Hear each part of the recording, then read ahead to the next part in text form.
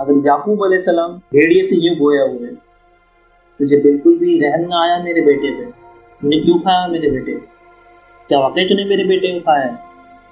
اللہ تعالیٰ نے اس بھیڑیے کو قوت گویائی عطا کی، اور اس بھیڑیے نے حضرت یعقوب علیہ السلام کو جواب دیا، اے اللہ کے نبی، میں نے آپ کے بیٹے کو نہیں کھایا، نبی اور پیغمبر کا ماس ہم پر حرام ہے، میں تو خود اپنی پریشانی میں مبتلا تھا کہ یہ بچے مجھے یہاں پکڑ لیا ہے۔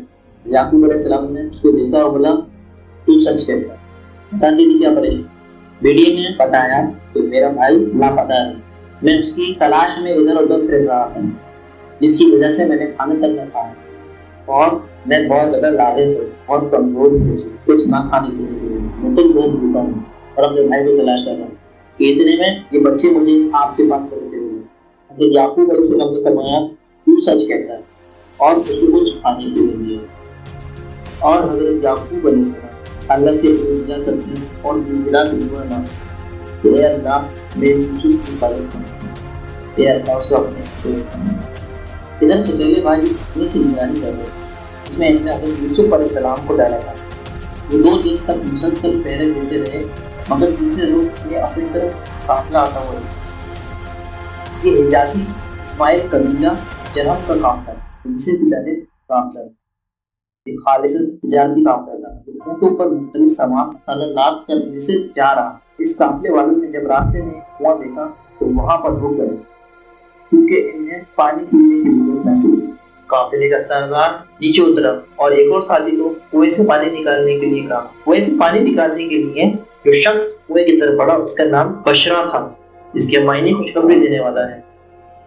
جب اس نے پانی نکالنے کے لیے کنویں میں ڈول ڈالا تو اس وقت حکم خداوندی سے حضرت ابراہیم علیہ السلام حضرت یوسف علیہ السلام کے پاس آ پہنچے اور انہیں کہا، اے یوسف علیہ السلام، میں پروردگار عالم کی طرف سے بھیجا ہوا فرشتہ ہوں اور آپ علیہ السلام کو رب کا پیغام پہنچانے آیا کہ رب دو جہاں نے آپ علیہ السلام کو محبوب سرفراز فرمایا، اس ڈول میں بیٹھ کر اس کنویں سے باہر نکلے۔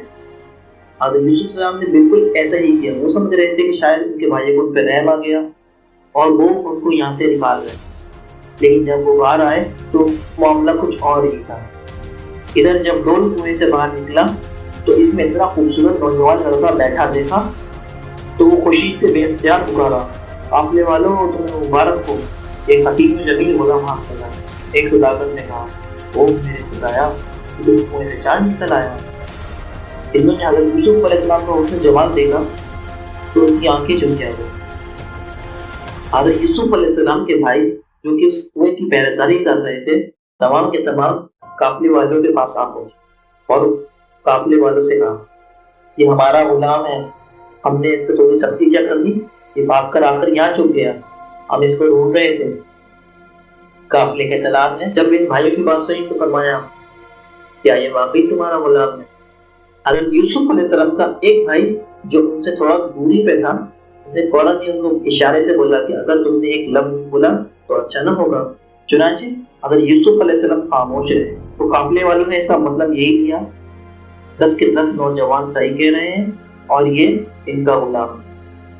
قافلے کے سردار نے کہا، اگر یہ واقعی تمہارا غلام ہے اور وقت تمہارے ڈر کی وجہ سے بھاگ کر یہاں کنویں میں آ چکا ہے تو تم ایسا کرو کہ غلام کو ہمیں بھیج دو۔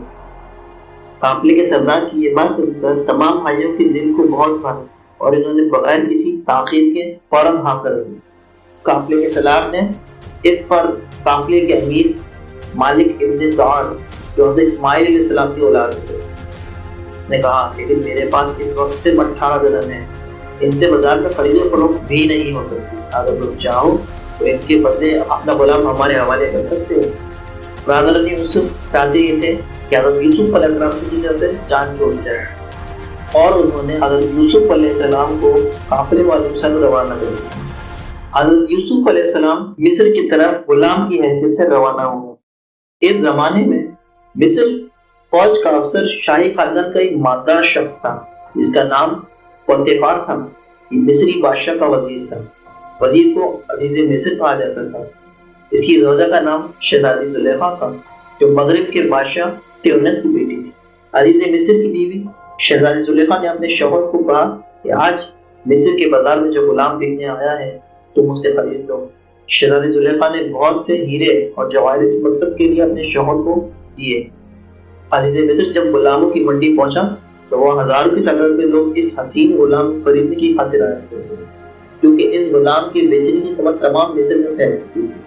फिर हज़रत यूसुफ अलैहिस्सलाम पर इसकी नजर पड़ी। इस वक्त हज़रत यूसुफ अलैहिस्सलाम पर गोली लगाई जा रही थी। इस जमाने में इंसानों की खरीदो फरोख्त का आम रिवाज।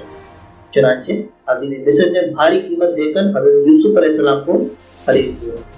अजीज मिस्र हज़रत यूसुफ अलैहिस्सलाम को खरीद कर अपने महल लाया और अपनी ज़रूरत से कहा, इसको इज्जत से और अच्छी तरह रखना है, शायद ये हमें नफा दे या हम इसे अपना बेटा बना दें। लेकिन शहजादी जुलेखा अपने इस गुलाम पर 100 जान से पैदा होती है, क्योंकि हज़रत यूसुफ अलैहिस्सलाम की जवानी का आलम काबिल ज़िक्र है। उस वक्त खूबसूरती का कोई पहलू ऐसा न था कि जो इनके अंदर मौजूद था। शहजादी ने हज़रत यूसुफ के करीब होने की कोशिश की, मगर वो ऐसे में हर वक्त साबित कदम रहे। दोनों की आपस में इस बात पर तकरार हुई। हज़रत यूसुफ अलैहिस्सलाम को बदरिया वही हुक्म हुआ कि यहाँ से निकल जाए, दरवाजे की तरफ बढ़ो। हज़रत यूसुफ अलैहिस्सलाम शहजादी से बचकर दरवाजे की जाने भागे और शहजादी ने इनको पकड़ने के लिए हाथ आगे बढ़ाया तो इनका कुर्ता शहजादी के हाथ में आ गया। इस वक्त दरवाजा खुला और अजीज मिस्र कमरे में दाखिल हुआ। बीवी और गुलाम को इस हाल में देखा और आग बगोला हो गया और बोला, ये सब क्या हो रहा है? शहजादी ने कहा, इस गुलाम की नीयत खराब थी। अजीज मिस्र को हज़रत यूसुफ अलैहिस्सलाम का गुस्सा चढ़ा तो वहाँ मौजूद एक बच्चा जो झूले में पड़ा था और जिसकी उम्र 6 माह की खुदा की कुदरत से मुड़ पड़ा। अगर कुत्ता आगे से पटा है तो गुलाम कसूरवार है, और अगर पीछे से पटा है तो तेरी बीवी कसूरवार है।